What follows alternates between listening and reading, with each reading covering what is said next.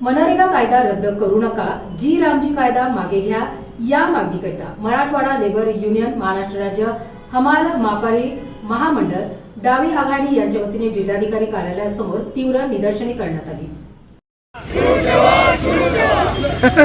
लागू झाला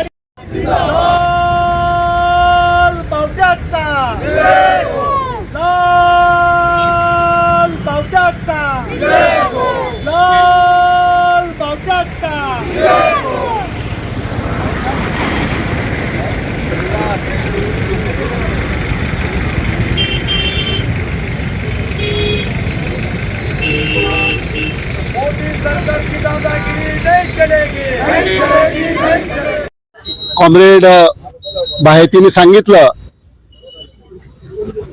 मनरेगा कायदा हा पूर्णपणे 100% संपवलेला कायदा आहे आणि ज्या दिवशी हा कायदा संपवला तो या देशासाठी काळा दिवस आहे असं मी मानतो। त्याचं कारण हे आहे की भारत हा एकमेव देश असा आहे जगामध्ये की ज्यांनी ग्रामीण कष्टकऱ्यांना किमान कामाचा रोजगाराचा अधिकार दिला, कायद्याने दिला। तो कायदा जर अधिकाऱ्यांनी त्याची अंमलबजावणी केली नाही तर बेरोजगार भत्ता देण्याची त्याच्यामध्ये तरतूद आहे। जे अधिकारी तो कायद्याची अंमलबजावणी करणार नाही त्या अधिकाऱ्यांवरती शिक्षेचा बडगा उगारण्याचा कायद्यामध्ये तरतूद आहे।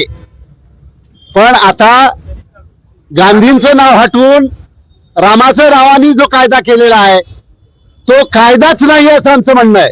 त्याचं कारण असं आहे की फुलंब्रीच्या एका गणोरी गावामध्ये काम सुरू करायचं असेल तर तहसीलदार पहिल्यांदा गणोरीला कामाची गरज आहे म्हणून राज्य सरकारला कळवेल, राज्य सरकार केंद्र सरकारला कळवेल आणि केंद्र सरकारला जर ते योग्य वाटलं तर ते नोटिफिकेशन काढतील।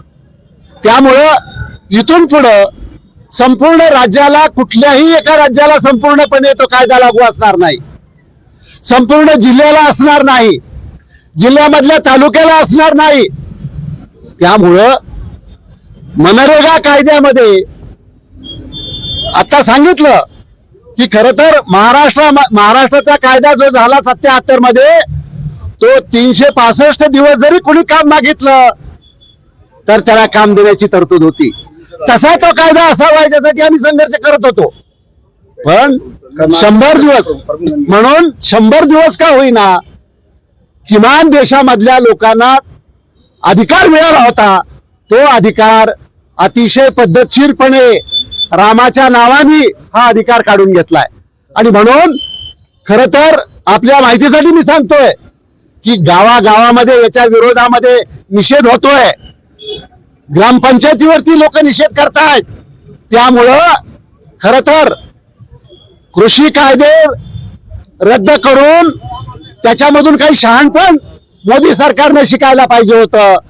पण उद्या आम्ही अगदी छाती ठोकपणे सांगतो की हा जो कायदा त्यांनी केलेला आहे मनरेगा रद्द करून, हा कायदा देखील त्याला रद्द करावा लागेल एवढं मी तुम्हाला या निमित्ताने सांगू इच्छितो। धन्यवाद। डावी आघाडीने आपल्या निधनित करत आहे तर गांधीला हटून राम आणलं म्हणून त्यांचा विरोध नाही, परंतु जे गरीब जनता आहे, जे शेतकरी आहेत, जे कष्टकरी आहेत त्यांना काम मिळणार नाही। आता पहिले हमी नाही, आता भारतासगळ्यामुळे परमिशन घ्यावे लागेल म्हणून हा कायदा रद्द करावा अशी यांची मागणी आहे। आपण पाहत राहा UCN न्यूज।